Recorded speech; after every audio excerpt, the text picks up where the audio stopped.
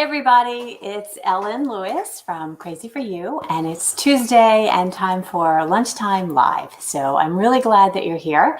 And today's been a crazy day. We're in Leonardtown. We've been having tornado and flash flood. My son was supposed to go to DC this morning, but he drove down to the end of the road and it was completely flooded, completely impassable.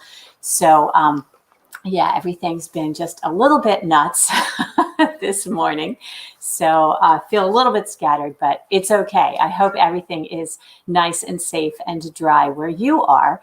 Ginny and I decided that it probably wouldn't be a good idea to open the shop today because we're flooded in. A lot of other people are flooded in, and they're just trying to keep people safe and have folks maybe not venture out if they don't need to. Good morning, Gwen. How are you? Is it dry where you are or is it raining? Hi, Gilda. So crazy stuff going on. Anyway, so today's lesson, I thought I would talk real quickly about sometimes what happens is that you want to make a pattern, but they give you how many skeins of yarn you need in a particular yarn, but maybe that yarn is discontinued, or maybe you don't want to use that yarn, or it's not available, or you just don't like that yarn, or whatever. So I just wanted to go real quick through how you would go about calculating that so that you can use the yarn that you like. This becomes especially important with our My First Sweater class that we're doing, which is a new class I'm offering. It's an online class that you can purchase and own forever and ever and take at your own speed, in your own time, whenever you like it, as many times as you like it. So that's kind of cool. But the idea is that you want to be able to use however many, whatever yarn you like, and you want to be able to figure out how much of it you need to buy. So let me just show you real quick how this works. Hi, Marie. Hi, Mary. I'm glad you're safe, Mary.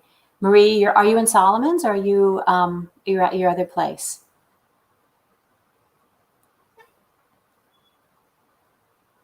Okay, so let me go ahead and share my screen here. Okay, so you guys can see that this is a really cute pattern by Shelly Anderson. It's called Slope. Very sweet little top, and it's designed for Twig, which is a beautiful yarn from Shibui. So what you want to do is, let's say you want to work this not in Twig, but in, say, Fern, which is another beautiful Shibui yarn. So if you look at this information down here, it tells you how many skeins of Twig you need for the size that you're making. So let's just say you're going to make, so I'm frozen, huh? Uh-oh. Hang on, let me check my,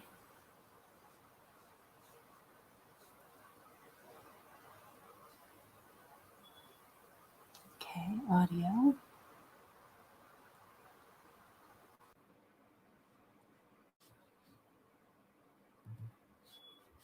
Is that better? Can you hear me now?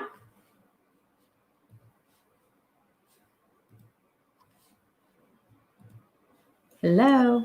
Yes, that should be good. Okay. Okay, I think the sound is good. There's something wrong with this little weird camera that I have. I have a great camera and I have a great mic, and sometimes my streaming software does not like my camera or mic. So I apologize for that. And I certainly wish that it was more predictable. I like things that are predictable. Maybe that's why I like knitting. Okay, so back to this pattern. So this cute pattern, let's just say we're making the smallest size, which takes 4 skeins of Twig. So 4 skeins of Twig, and we look over here on Ravelry. Ravelry is the greatest thing because it has all the information. So 4 skeins times 190 yards. I'm going to bring up my handy calculator. So 4 times 190. Okay, so that gives us a total yardage of 760 yards. All right, simple, easy, right? Everybody see how I did that? So just a looking at the yardage of the yarn that they're calling for, 190, times the number of skeins that they're calling for. So 4 times 190 is 760. So then we look over here at the yarn that we would like to use instead, which is fern. So fern has a yardage of 232 yards.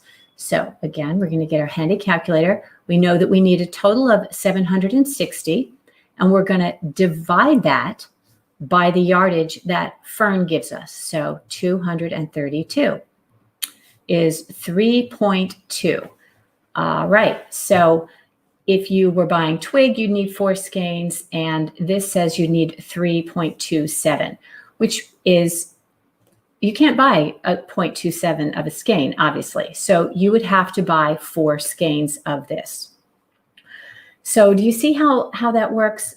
If you were going with a yardage for like whatever, give me a yarn that you might want to use. Let's say you were using, let's look, maybe you wanted to use Rowan Summerlight 4-ply.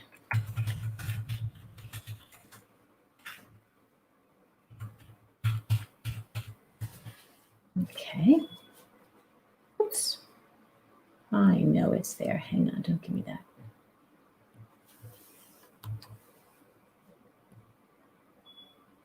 There we go.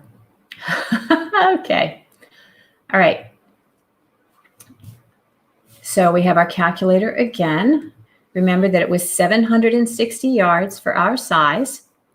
Now this has 191 yards, which actually is the same as, I think, twig. So 191, 3.97, so 4 skeins. Now, let's go back to the original pattern. If you look here, you can see that the twig requirements are 4 for the smallest and 4 for the next and 4 for the next. It's not until you get to the 4th and 5th size that you actually need to go to a 5th skein. So remember when we looked at, so 760 divided by 232, which is what we had for fern, that gave us 3 1/4. So if you were making the smallest size, knowing that you probably had some extra because you don't need more than 4 skeins for the next sizes up. So you could make bigger sizes with the same number of skeins. You could get 3 skeins and chances are you'd be fine, right? Do you see what I'm saying here? So if it doesn't require more yardage for the next size up, you might not need to buy 4 skeins if it says that you need like 3 and a smidge. So this is 3 1/4. So it's it's really a choice that you get to make about whether you want to play yarn chicken or not. I always tell folks that, if you're making a thing, it doesn't hurt to have extra yarn. Because, at the time you're buying it, it's going to be the same dye lot. You know that you'll have enough. And then if you get to the end of it and you don't have enough, you think about, wow, I wish I had. If only I had bought that extra bit. So, it's like that question. Now, how much would you pay? Which I think is kind of fun. Has anybody, if you have had an experience like this, go ahead and let me know in the comments what you experienced. We recently had a customer email us or place an order online for a skein of yarn. It was just 1 skein, and it was the last skein that we had in the shop. So it was too funny. She ordered it, and it was in our inventory, but we couldn't find it anywhere, nowhere at all on the shelf.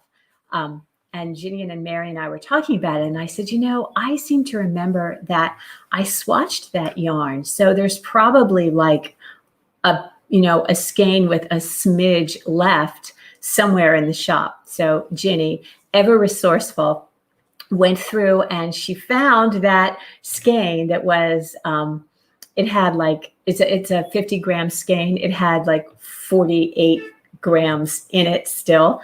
And so the customer was super happy to have that little bit. I mean, so happy to have that last little bit so that she could finish her project.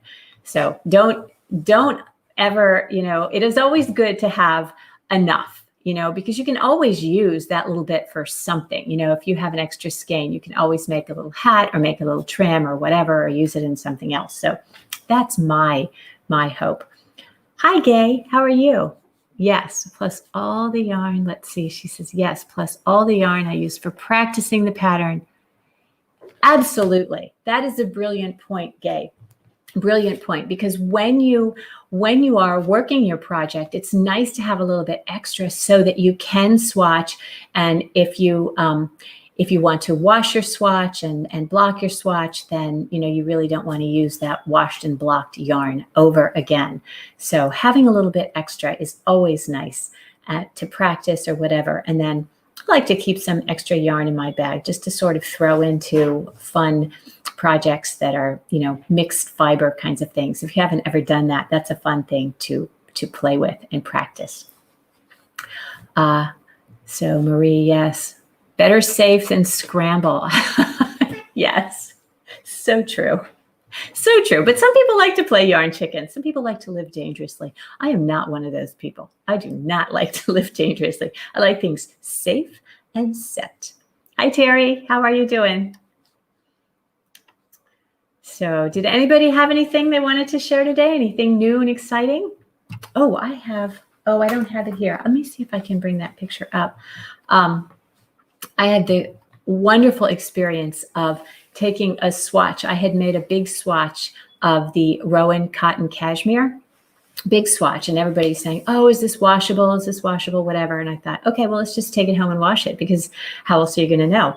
So I took it and I put it in the washing machine. I didn't put it on gentle. I didn't put it in a laundry bag. I didn't baby it at all. I just put it in on, regular wash with, darks. And I thought, well, what I'll do is I'll just take it out and I'll dry it flat, because that's what, that's always safe, right? So my son came downstairs and he wanted to go someplace. He goes, well, let me just wait till my clothes are dry. And I was like, your clothes are dry? What did you do with the stuff that was in the washer, Colton? He goes, oh, I put it in the dryer. Is it still in the dryer? No, it's done. I put it on top. I put it in the hamper on top. So I'm thinking, oh my gosh, what is this going to look like having been through the dryer? But oh my goodness, I should have thought to bring that in here with me to show you guys. But washed and dried, this yarn is just like velvet. It didn't felt, it didn't shrink, it didn't bleed. It was absolutely beautiful, and I just am so happy to know that. So we usually do a lot of that in the shop if we have a skein of yarn. Give it a little wash and see what happens to it.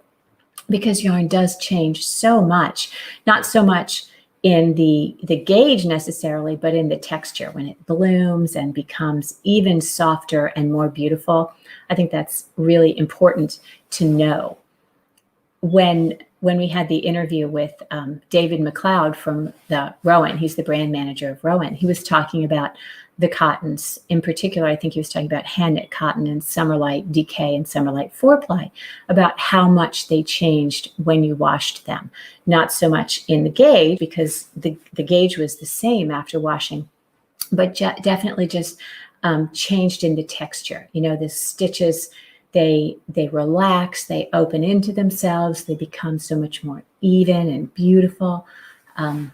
Yeah, so this is just a long way, I guess, of saying that if you have a little bit of extra yarn, go ahead and work up a generous sized swatch, practice the pattern, and toss it in the washer, toss it in the dryer, see what happens. It might be that you don't need to baby your yarn at all, and you can just wash and wear all the time, which is, I think, especially nice for summer garments that are right next to our skin.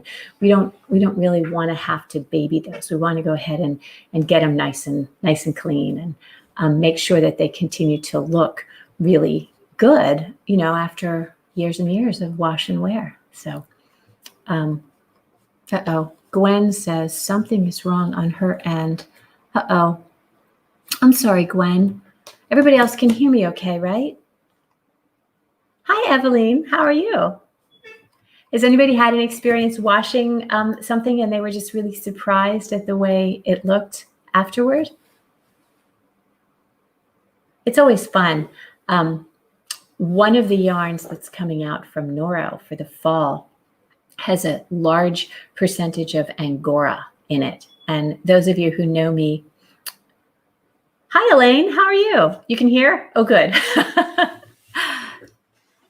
So one of the yarns that's coming out from Noro in the fall, as I said, has a large percentage of Angora. And if you know me well, you know that I love Angora. Noro Kosheron was one of my favorite yarns. And I was sad when they discontinued it, and I don't think I've really gotten over it yet. But this yarn that is coming out has a good bit of Angora.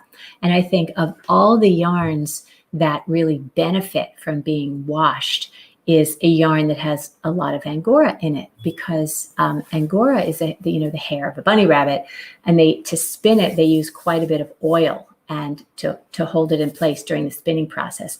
And then after it's washed and after it's knit up, you can wash it and that oil washes out, and it's just so lovely. It really blooms into this beautiful, beautiful fabric. But I am over. I'm sorry for being over. Anyway, it was a pleasure to see you guys today. I hope you are all safe and sound and dry where you are. So I will see you tomorrow evening. If you are interested, I'm doing a Facebook Live, and I'm going to be featuring a pattern designer that I have loved for years and years, and I hope you will as well be sharing some of her patterns. So look for that tomorrow night at 7 o'clock Eastern Time, and I will see you then. Stay safe and happy knitting.